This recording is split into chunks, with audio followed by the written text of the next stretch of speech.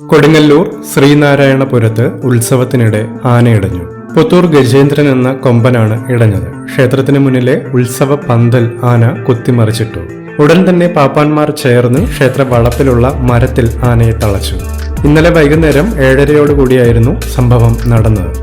S N പുരം പടിഞ്ഞാറേ വെമ്പല്ലൂർ ശ്രീ അന്നപൂർണേശ്വരി ക്ഷേത്രത്തിൽ വച്ചാണ് കൊമ്പനിടഞ്ഞത്. എഴുന്നള്ളിപ്പിന് ശേഷം ചമയങ്ങൾ അഴിക്കുന്നതിനിടയിലാണ് ആന ഇടഞ്ഞത്.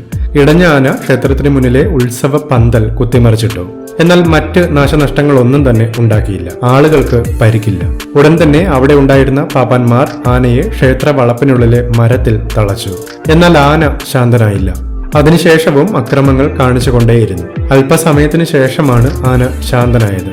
പിന്നീട് അവിടെ നിന്നും ആനയെ മാറ്റുകയാണ് ചെയ്തത്. മറ്റ് നാശനഷ്ടങ്ങളൊന്നും ഉണ്ടാക്കിയിട്ടില്ല. ഇതേ ആന തന്നെയാണ് കുറച്ചു ദിവസങ്ങൾക്ക് മുന്നേ കുന്നംകുളത്ത് വെച്ച് ഉത്സവത്തിനിടെ ഇടഞ്ഞത്. ഇപ്പോൾ ഒരാഴ്ചക്കിടെ 2ാം തവണയാണ് ഈ ആന ഇടയുന്നത്.